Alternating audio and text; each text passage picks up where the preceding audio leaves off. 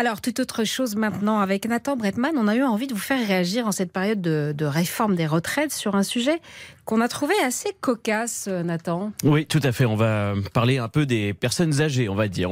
Est-ce que les vieux font de la résistance? On va prendre un exemple clair, net, précis. Jack Lang, vous le connaissez bien évidemment tous, ancien ministre de la Culture et depuis 2013, président de l'Institut du Monde Arabe. Et là, tel un phénix, il ne meurt jamais. À 83 ans, il brigue un nouveau mandat de 3 ans. Et là, vous allez me dire, qui en face? Mais qui pour le succéder? Un peu de renouveau, quoi, un peu, voilà.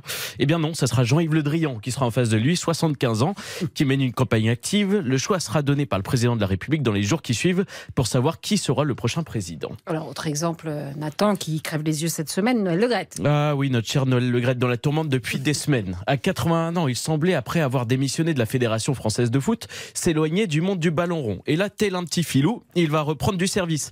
Il devient directeur du bureau de la FIFA à Paris. Bon, évidemment, à cet âge-là, vaut mieux retrouver du boulot et ne pas laisser de la place aux jeunes, ce serait beaucoup trop compliqué. On vous sent un peu acide, hein, Nathan. Allez, un dernier mot avec les sénateurs. Ah oui, le Sénat tout de même. Il faut rappeler quand même que c'est une chambre essentielle à notre démocratie. Mais il y a quand même un mais. C'est un peu les papis qui font de la résistance. Pour parler de réforme des retraites, ils sont quand même bien placés. Moyenne d'âge, les amis, 60 ans, non? Ouais, 60 ans. Ils se sont quand même un peu rajeunis par rapport à avant, il faut le rappeler. Au niveau de la parité, par contre, on n'y est pas du tout. 232 hommes contre 116 femmes. Il faut faire quand même encore un petit effort. Dernier point, et il faut le souligner, Rémi Cardon, sénateur de la Somme, est le plus jeune sénateur de la 5e République. Il a 28 ans. Et ça prouve que le Sénat, oui, peut se renouveler.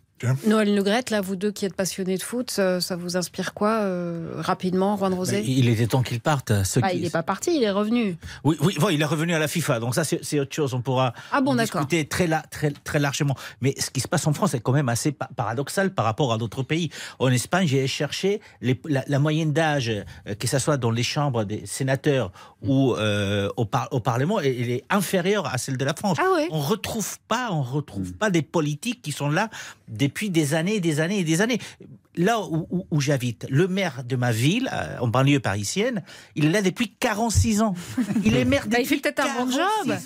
Il fait peut-être un bon job. Je me suis dit, mais est-ce que vous avez même dans l'animation à la télé, j'adore Michel Drucker, et je me suis dit, est-ce que nous en Espagne on a des Michel Drucker? Mais on n'en a pas des Michel Drucker. Et nous avons Berlusconi. Ah oui, ça